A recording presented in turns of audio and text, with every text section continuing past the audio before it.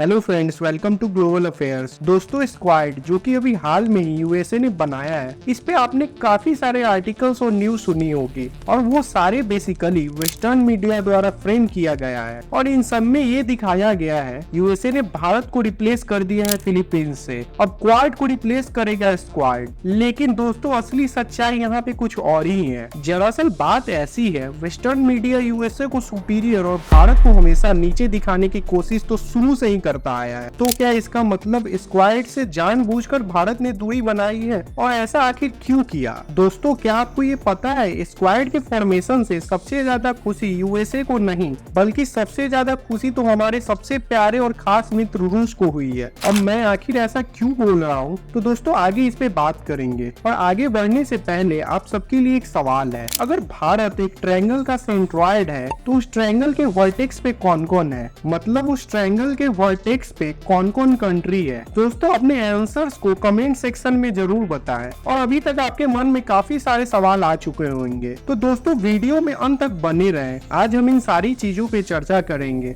और वीडियो अच्छा लगे तो चैनल को सब्सक्राइब करना ना भूले। दोस्तों, सबसे पहले बात करें क्वाड ग्रुप की, तो मैं आपको बता दूं क्वाड ग्रुप में 4 मेंबर्स हैं, जिनमें यूएसए, इंडिया, ऑस्ट्रेलिया और जापान है। Quad group number of different issues पे काम करते हैं, जैसे कि मैरीटाइम सिक्योरिटी, काउंटर टेररिज्म और हाँ, ये आपस में मिलिट्री एक्सरसाइजेस भी करते हैं। दोस्तों, लेकिन अभी हाल में ही यूएसए ने स्क्वाड ग्रुप का फॉर्मेशन किया है, जिसमें भारत को फिलीपींस द्वारा रिप्लेस किया गया। अब दोस्तों, सबसे पहले तो मैं आप सबको बता दूं, भारत को यहाँ पे रिप्लेस नहीं किया गया है। यहाँ पे भारत खुद से ही स्क्वाड से दूर रहा है। अब आखिर आप सोच रहे होंगे भारत ने स्क्वाड से दूरी क्यों बनाई? तो दोस्तों, बेसिकली ये स्क्वाड ग्रुप का फॉर्मेशन चाइना को काउंटर अटैक करने के लिए किया गया है साउथ चाइना सी में यूएसए के द्वारा। और हाँ, यूएसए स्क्वाड को एज ए मिनी नेटो बनाना चाहता है, जो कि साथ में युद्ध भी करे जैसे नाटो वर्क करता है। और भारत कभी भी ऐसे किसी ऑर्गेनाइजेशन का हिस्सा तो बिल्कुल भी नहीं बन सकता। भारत एक तेजी से उभरता हुआ देश है, जिसे एक बैलेंस्ड अप्रोच का इस्तेमाल करना है ताकि रिजल्ट हमेशा पॉजिटिव हमें मिले। और अगर हम स्क्वाड में धोखे से भी शामिल हो जाते तो इसका असर भारत और रसिया के रिश्ते पे भी देखने को जरूर मिलता।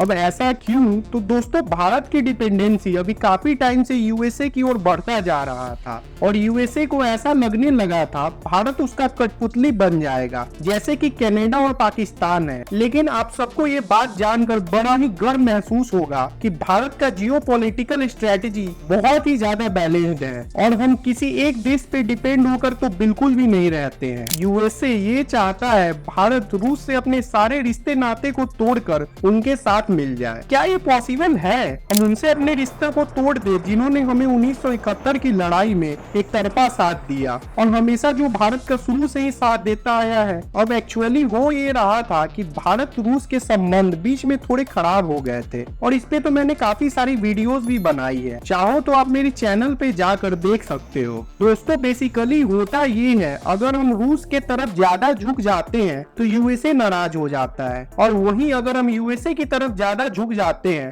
तो यहाँ पे रूस नाराज हो जाता है। तो दोस्तों, इसी कारण भारत हमेशा बैलेंस्ड अप्रोच का यूज करता है। अब दोस्तों, मैंने आपसे एक क्वेश्चन पूछा था स्टार्टिंग में, आखिर भारत किसी ट्रायंगल का सेंट्रॉइड है तो उसके वर्टेक्स कौन होंगे? तो यहाँ पे मेरे कहने का मतलब सीधा था, जैसे एक सेंट्रॉइड किसी एक ट्रायंगल का सेंटर पॉइंट होता है और उस ट्रायंगल को बैलेंस करके रखता है, ऐसे ही भारत भी सेंट्रॉइड है जो कि यूएसए, रूस और चाइना तीनों को बैलेंस करके रखता है। दोस्तों, यहाँ पे चीन को बैलेंस करने के लिए भारत यूएसए का इस्तेमाल करता है और यूएसए को बैलेंस्ड करने के लिए भारत रूस का इस्तेमाल करता है। तो आप सबके मन में ये सवाल आ रहा होगा, आखिर ये बैलेंस्ड अप्रोच वर्क कैसे करता है? तो आइए हम कुछ एग्जांपल से इन्हें समझते हैं। दोस्तों, चाइना के BRI border and road initiative project को काउंटर करने के लिए भारत ने यूएसए की हेल्प से आईमेक कॉरिडोर का शुरुआत किया। वहीं इतना ही नहीं, भारत ने अपने कई सारे पोर्ट्स जैसे कि कोच्चि और कोलकाता पोर्ट का इमरजेंसी में इस्तेमाल करने के लिए यूएसए को परमिशन भी दिया है। अब यूएसए साउथ चाइना सी में चाइना के साथ युद्ध करने की तैयारी कर रहा है। तो यहाँ पे कोलकाता पोर्ट इसलिए दिया गया क्योंकि वो चाइना की रेंज से काफी दूर है। और भी कई एग्जाम्पल है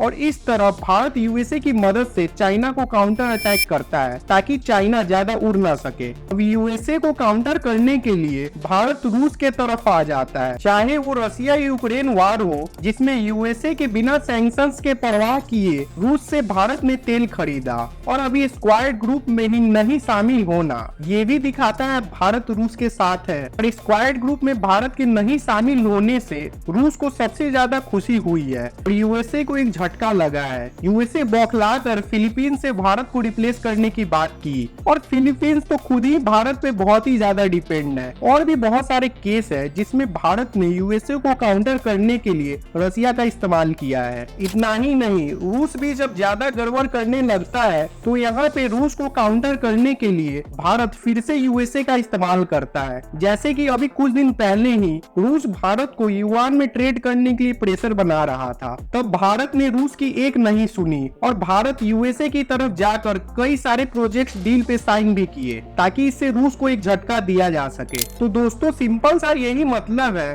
ओवरऑल लड़ाई दुनिया में सुपरमेसी की है यूएसए और रूस के बीच और ये आज की बात नहीं है, ये शुरू से ही चलती आ रही। और इन सब के बीच भारत का जो बैलेंस अप्रोच है इसकी आप जितनी भी तारीफ करो उतना कम है और यही कारण है भारत आज इतनी तेजी से आगे बढ़ रहा है। दोस्तों कैसा लगा आपको आज का वीडियो कमेंट सेक्शन में जरूर बताएं और चैनल को सब्सक्राइब करना ना भूले। जय हिंद।